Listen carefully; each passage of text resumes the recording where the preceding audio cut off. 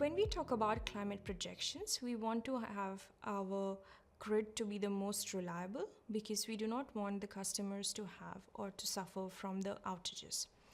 And as I mentioned earlier in the previous slides, we look at an important factor that is called availability.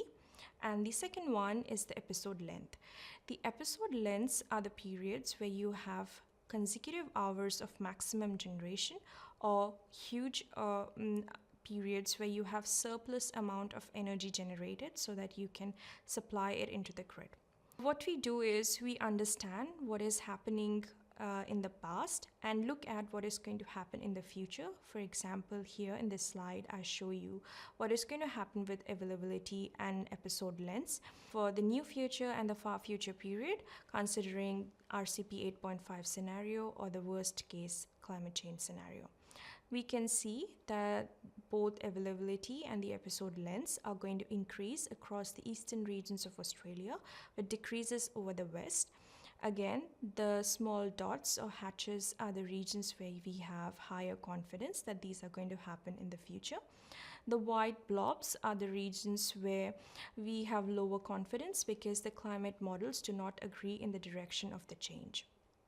So one thing it is important to see that these are the same regions where we are expecting the newer plants. So we can say our resources are more available and we have higher episode lengths. But if we also remember when we were talking about the ramps and intermittency, that these are the same locations where we are going to have higher intermittency in the resources. So what I want to say is, even though we are going to have higher resources in the future across the eastern coastal part of Australia, there can be periods where we can expect low generation because of the cloud movements or other synoptic weather events that might be occurring in that point of time. So when we talk about the resource reliability, we also want to understand what is happening and why this is happening. So this is happening because of the changes in the number of clear days, the intermittent days, and the overcast days.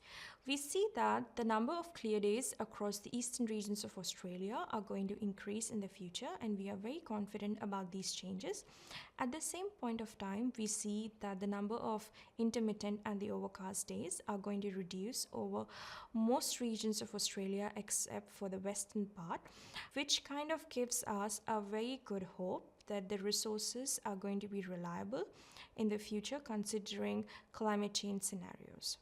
Now that we have understood a lot about the solar, we should also understand what is going to happen with the wind.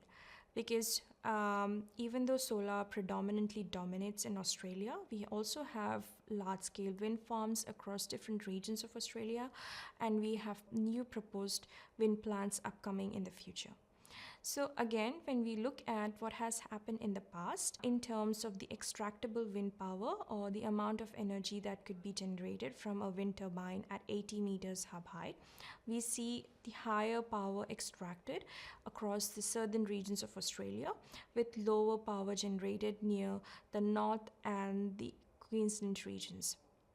Then when we look at what is going to happen in the future, we see that there is going to be a decrease in the amount of generation, especially in the southern parts of Australia, with increases in the middle and small increases near the Queensland part of Australia.